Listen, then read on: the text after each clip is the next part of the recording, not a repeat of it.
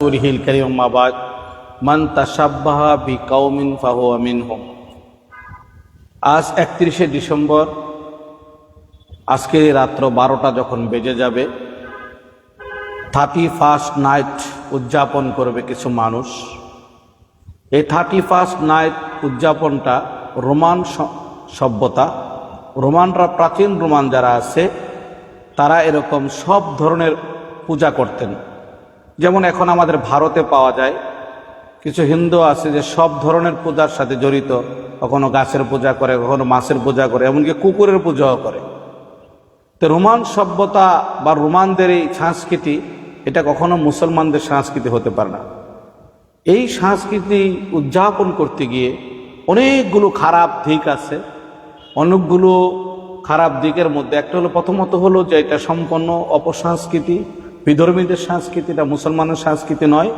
মুসলমান কখনো বিধর্মীদের সংস্কৃতি গ্রহণ করতে পারে না, কারণ মুসলমানদের ধর্মটা এরকম, আল্লাহ নবী আল্লাহ তাআলা সব ধরনের সংস্কৃতি বা কালচার আমাদেরকে দিয়েছেন, যেই কালচার সমস্ত অশ্লীল গর্হিত কর্মকাণ্ড থেকে বেঁচে থাকা যায়।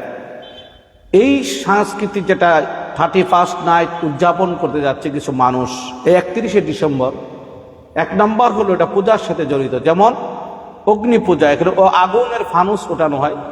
এই আগুনের ফানুস যেটা উঠানো হয়, এটা আপনার এর সাথে অনেক বৌদ্ধরাও তাদের একটা উদযাপন করে, তাদের একটা দিন আছে, ওই দিনে উদযাপন করে। তা আগুনের পূজা কারা করতো? মুসলমান তো ওই পূজা করতে পারেন। পাশাপাশি এটাতে একটা বড় খারাপই হলো যে অপচয় করা হয়, বোমাবাজি করা হয়, ফানুস উড়ানো হয়, লক্ষ লক্ষ টাকা নষ্ট করা হয়। আরেকটা হলো যে এই 31st নাইট বা 31 ডিসেম্বরকে সামনে রেখে মদ জোয়ার একটা বিশাল আড্ডা হয়ে যায়, বিশাল মদের আড্ডা হয় ঢাকা সহ সারা বাংলাদেশ, সারা পৃথিবীতে। এই খ্রিস্টান ইহুদিদের এই কালচার আজকে মুসলমান গ্রহণ করার কারণে মুসলমানদের সোনামণিরা, মুসলমানদের বাচ্চারা, বিশেষ করে বাচ্চারা, বিশেষ করে যুব সমাজ আজকে ধ্বংসের দ্বারপ্রান্তে চলে যাচ্ছে এবং অপসংস্কৃতির দিকে দাবিত হচ্ছে। একটা জাতিকে ধ্বংস করতে হলে তার সংস্কৃতিকে ভুলিয়ে দেওয়া। সুতরাং আমরা মুসলমান হিসেবে 31st নাইট এটা কখনো উদযাপন করতে পারি না। ইমাম সমাজ বাংলাদেশের বংশালের জোনের পক্ষ থেকে আমরা বলতে চাই, আপনারা যে যেখানে আছেন, দেশে এবং দেশের বাহিরে, সকলের প্রতি আবেদন যে এই ধরনের অপসংস্কৃতি, এই ধরনের কুফরি সংস্কৃতি, এই ধরনের বিজাতীয় সংস্কৃতি মুসলমান কখনো উদযাপন করতে পারে না। সুতরাং মুসলমানদের নিজস্ব সংস্কৃতি আছে, ঐতিহ্য আছে, তাহজিদ তামাদ্দুন আছে। এই সংস্কৃতি করার ধারায় এই যে আগুনের খেলা কিছুক্ষণ কয়েক ঘন্টা পরে শুরু হবে, এর দ্বারা যে কোনো দুর্ঘটনা করতে পারে। এমনি বাংলাদেশে বিভিন্ন সময়ে বিভিন্ন আগুনের অগ্নিকাণ্ড ঘটছে এবং দ্রুত এই কয়েকদিনের ভিতরে কয়েকটা অগ্নিকাণ্ড ঘটেছে। বিশেষ করে এই ধরনের কর্মকাণ্ড থেকে দুর্ঘটনা ঘটার সম্ভাবনা রয়েছে। বিধায় আমরা আমাদের ছাদগুলোকে বন্ধ রাখি, আমরা আমাদের ছেলেমেয়েদেরকে এই ধরনের কর্মকাণ্ড করার মধ্যে কোনো ধরনের সহযোগিতা করব না। আমি একজন মুসলমান হিসাবে এই সংস্কৃতি আমি কখনো বেছে নিতে পারি না, যার মধ্যে অপসংস্কৃতি, যার মধ্যে শিরিক রয়েছে, যার মধ্যে আগুনের পূজা রয়েছে, যার মধ্যে বেহুদা খরচের রয়েছে, কতগুলো খারাপ সাইট রয়েছে। এই খারাপ সাইট থেকে আমাদের বাঁচার জন্য আমরা মুসলমান, আমাদের আলাদা সংস্কৃতি আছে, আলাদা ঐতিহ্য আছে।